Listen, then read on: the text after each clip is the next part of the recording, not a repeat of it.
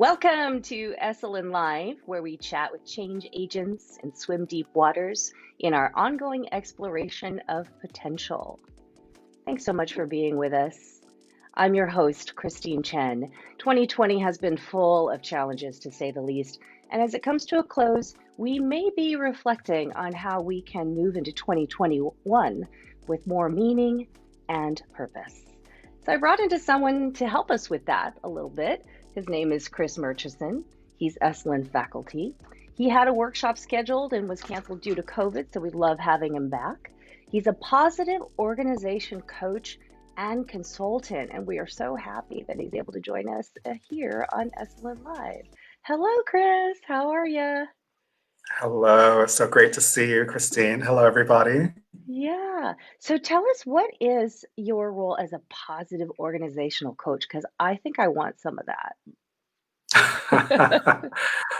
Well, I really, one of the things I'm passionate about is creating workplaces that feel more like a community, um, and a community that in which people can thrive and really feel connected and respected and supported.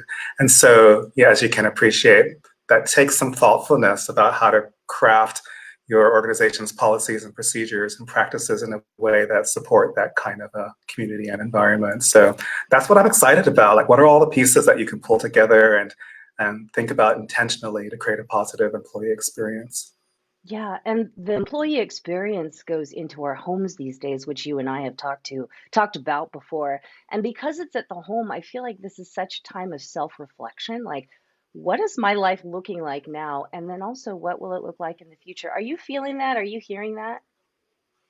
Absolutely, absolutely. I was thinking about this. It feels like a time of questions for me.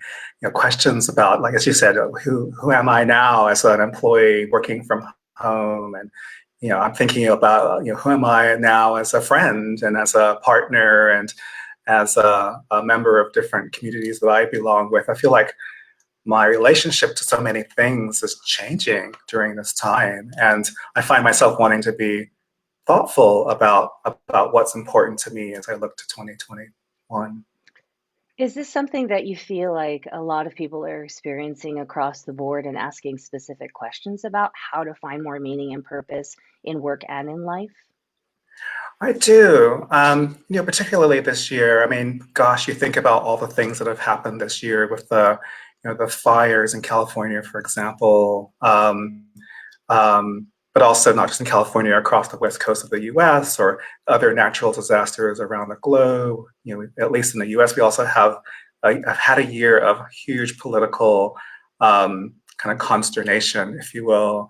And we've had the racial unrest catalyzed by the George Floyd and Breonna Taylor murders this summer. There's been kind of lots of things that maybe catalyze these thoughts, these questions around, gosh, what is the meaning of life for me right now? What is important to me?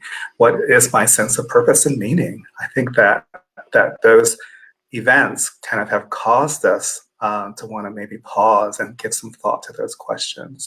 Mm, And then, of course, we get to the end of any year. It's typically a time of kind of harvesting kind of what you've learned over the year and creating hopefully some time to reflect on it and think about what you want as a beginning in the new year.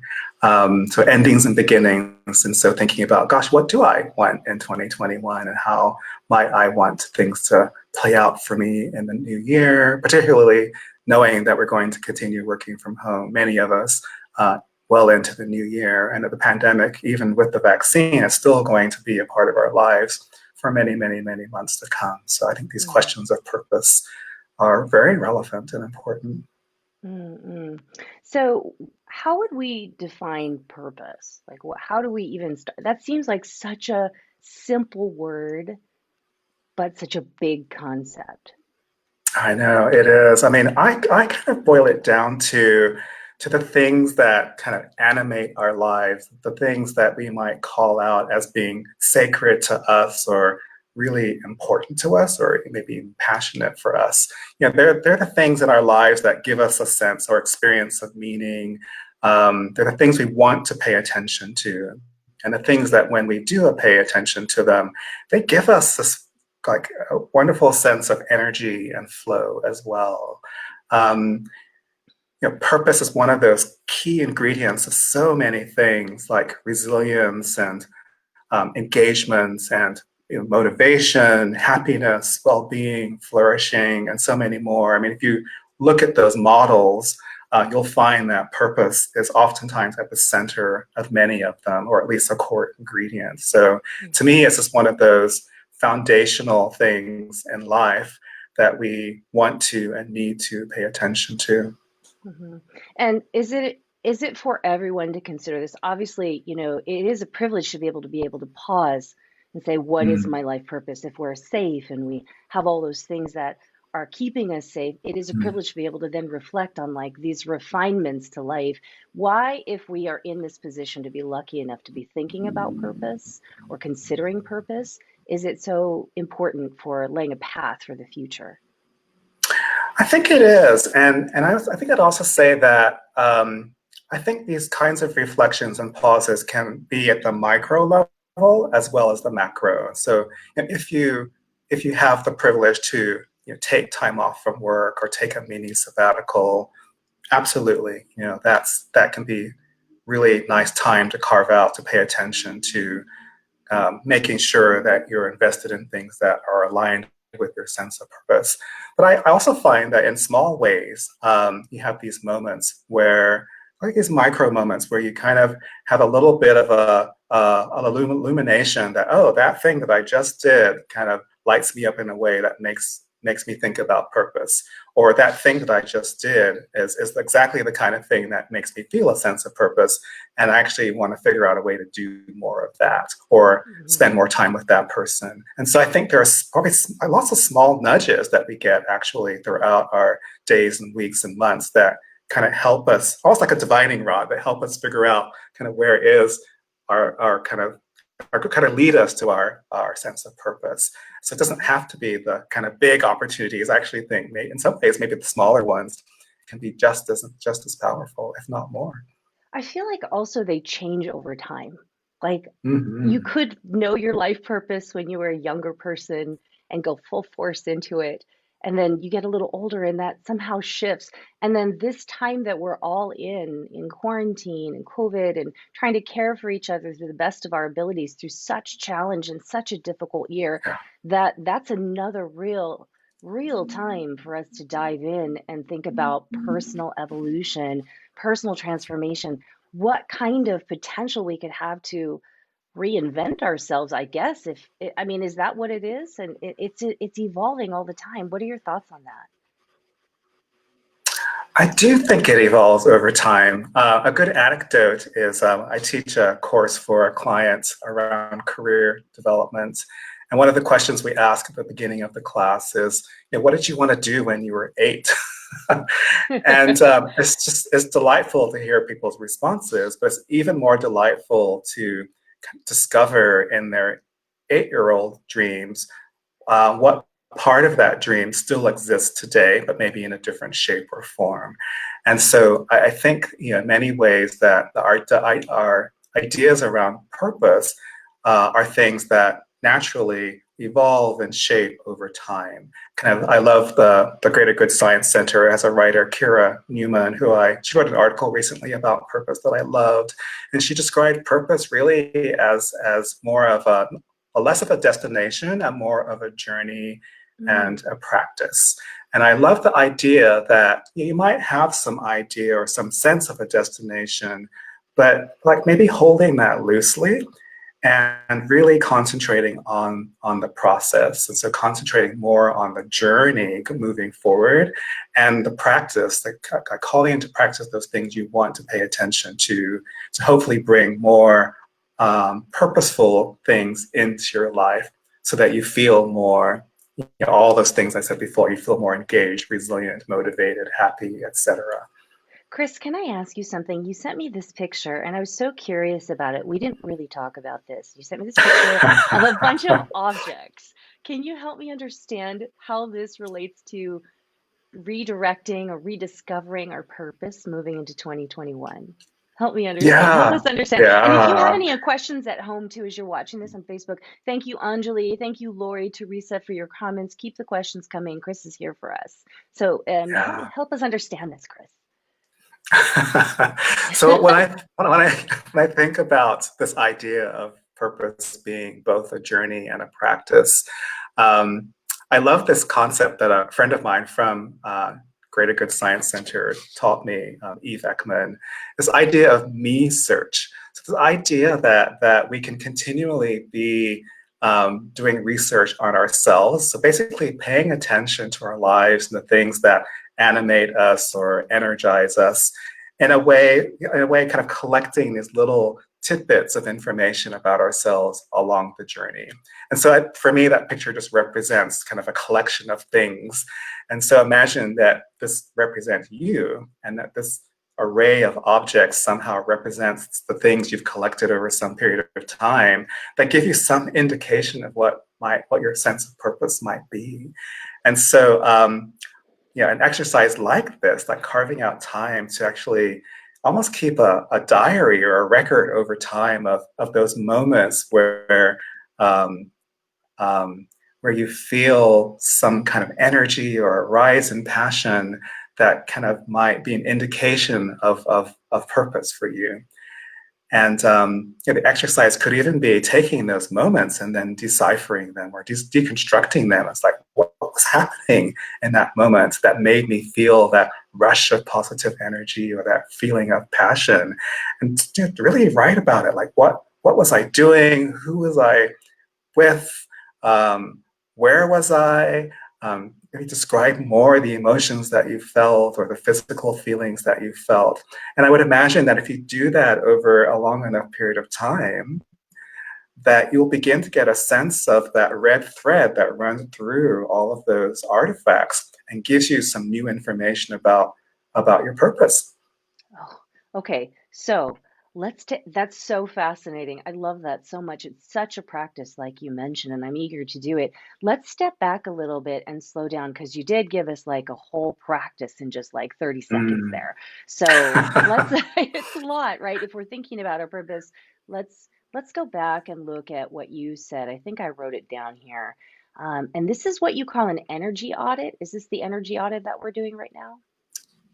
So it is some of you might have heard of the energy audit, and so I'm just kind of taking a little bit of a different spin on it, which I think is a fun one. But a traditional energy audit is basically using a diary format to kind of track your energy highs and lows over the course of a period of time. So it could be a week, could be a couple of weeks, as long as you feel it's useful. And in your diary, you'd kind of just go through each day and just take a note of when you felt kind of at a peak sense of energy during the day, but also taking note of where you felt a depletion of energy, where you felt a low energy. So you have a record of these peaks and these valleys, essentially. What's helpful, actually, then going back to that record, pulling out the peaks, and again, doing that deciphering, it's like, okay, what was I doing? Where was I? Who was I with? Like, how do I fully understand that peak and what might be happening there that points me to something that might be helpful in articulating my purpose? And then looking at the valleys is also helpful data. So those moments where you felt a depletion of energy, like what were you doing? Where were you? Who were you with? Again, deconstructing those moments, because those are indications of things that you might want to consider delegating or letting go of, maybe collaborating with someone. It could be a learning deficit that you want to pay attention to. But from those peaks and those valleys, what you will hopefully get from that kind of me search is an idea of kind of where your passion is and purpose. And once you have more data around that, then again, I think the ultimate goal of an exercise like this is how can I take what I've learned about what might be my purpose and pay more attention to it. So making sure going forward that I do more activities that give me that energy peak, that purpose peak. and try to let go or delegate those things that seem to be pulling me away from my purpose. Mm. Let's dive a Mm. little deeper even and go back to this Mm. idea, what's a low energy feeling? Like what does that feel and look like versus the high energy feeling and what that looks like so that we know how to do this in the dialogue. Would Yeah, that be okay? What do those yeah. like feel like? I can give you a real personal example. So, um, I was working on a project recently, and I think in our lives that we can move into habits and patterns that kind of drive our daily experience. And a lot of that gets normalized. And so you do that, it becomes a habit and a pattern, and it just becomes normal. And so what I realized on this project is that I was normalizing feelings of some fear, like I maybe wasn't really excited about this project, or I was giving up kind of the things that I really love to do to be a good citizen and kind of roll up my sleeves and do what I thought was expected of me on this project, and et cetera, et cetera. So for me, the valley experience was I didn't have a lot of energy for this project. I had lots of sleepless nights. I had anxiety when I'd get emails from the project manager. But again, I had normalized all of that. It's like, okay, I'm just gonna kind of work through it until one day I just had a shift. I just had a shift when I realized, I'm actually not happy on this project, and I realized that I wasn't getting to do the kind of work that really lights me up, which feels more purposeful. And while I could stay on this project and probably learn a lot and certainly contribute a lot, I kind of came to the conclusion that it wasn't really a good investment of my time, because it was pulling me away from other things that would feel more purposeful to me. I mean, So did you I actually said, feel like tired? Like yeah, actually I felt, tired? yeah, tired, losing sleep. Yeah, I mean, those were the feelings. And once I said no, told the folks that I was not going to work on this project in 2021, I mean, the feelings I had just in making that decision, I felt a lightness, I felt a sense of relief, I felt almost a sense of joy. It was an indication to me that it was a right choice. And so while I don't know what's going to replace that project yet, in the short term, it feels like it was the right decision, definitely. Yeah. Would that feeling then be more recovery? And congratulations, by Mm. the way, because that sounds like a beautiful journey to yourself. Yeah, um, yeah, if that feels like recovery, the way that you describe it, where you shed the weight of the thing that was making you tired or low energy, how do we identify then what is a peak? And yeah. maybe my follow-up question on that is, um, if this surge and peak of energy, is it possible to get addicted to that? That's a great question. So another personal example to add to the previous one. So earlier this week I had a call for a small project, a new project, and it's basically helping to craft a 1 hour session for a philanthropy group. And the focus of it was a content that I'm really interested in. The people that I was talking to on the call, who I'd never met before, I just felt this kind of kindred connection with them. Like my energy in that meeting was high. My creative brain was just running. I had a huge list of just creative ideas that just spilled out of me easily. And I felt excited about them and eager and full of anticipation for the session. And I just had to sort of pause and reflect that that was the kind of energy that I want to be having more of in my life. Not the other kind of energy, the kind of the tiredness and the anxiety. I want the excitement and the creativity and that sense of flow. Can one get addicted to that? Sure, sure. In some ways, maybe it's a healthy addiction, if there can be such a thing. But if it's not harmful in any way, then certainly pursuing those kinds of moments or work that gives you that kind of energy seems like it could be a good thing. If it veered into the realm of obsessiveness, then yeah, it could be Like potentially I have to problematic. keep hitting that high of energy because Yeah, it's really ebb and flow in real life, actually, right? yeah, Um, exactly. Nothing's ever a peak all the time. thank God. Yeah, because So, we learn, I mean, in fact, we need the valleys to learn more of what we want in our peaks. It's like our yeah, valleys help create the next peaks. And so we need the valleys to help us stay in that learning mindset. And again, it's part of the journey.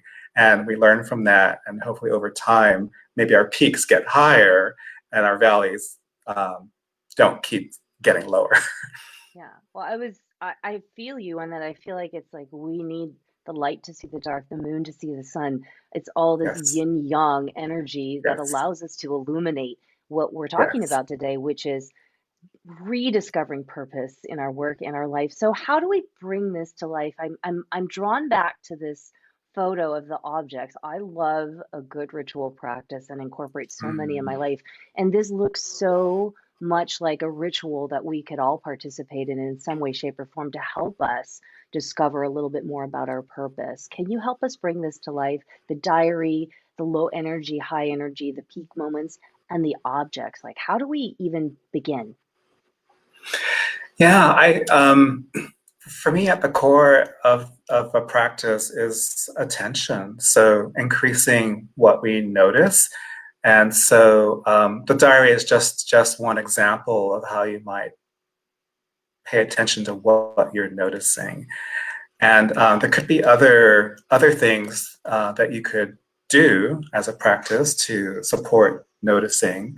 I used to at one point do a lot of notes to self in my email. And so I'd have a moment and I'd just write myself an email saying, hey, just had this thought or this thing that just happened and it catalyzed this idea. But you could do notes for self around purpose, or energy.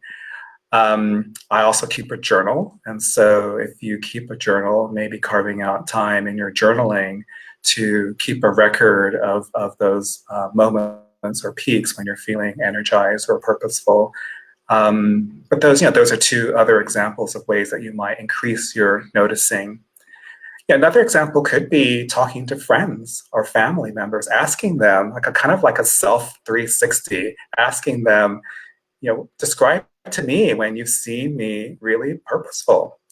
There's this great 360 tool from the University of Michigan called the Reflected Best Self. And the tool essentially asks you to pick people in your life to describe to you, to tell stories about you when they've seen you at your best. So a tool like that is just another practice, if you will, for helping to Yeah. illuminate your sense of purpose. It's beautiful. Yeah, it is beautiful. It is so hard to self-reflect sometimes. It's easier almost to see this. We see this play out all the time where it's easier to see this in other people than ourselves. So that's what makes this Yeah. seemingly simple energy audit so challenging and so worth it. What's your prediction for 2021 in terms of movement toward purpose in life as you hear people talk about wanting this, especially after the year that we've been experiencing? Yeah, there's some companies that have done research that basically points to the fact that during the pandemic, purpose is one of those things that some people are losing. That the stresses of the pandemic, the stresses of maybe working from home, the stresses of maybe being an essential worker and having to go to work under strainful conditions, that for some people, it's kind of eating away at the sense of purpose in our lives and in our work. And so I do think in 2021 it's a really great time to create a pause, whether micro pauses or macro pauses, but create some time to really come into the new year with some intention around like how do I invest my energy and attention to the things that will give me the greatest sense of purpose? Because I think that's our fuel and our food, and we need it. And we're not done with the pandemic, so I think we need to make sure that we're sustained for the long haul.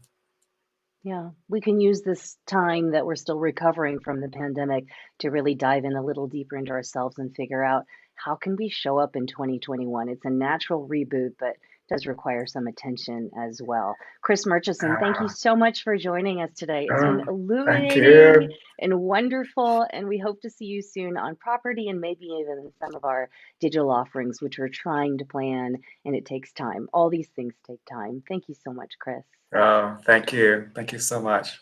It's been a pleasure. Stay safe with you and your family, okay? And you too. And happy holidays. Happy holidays. Bye.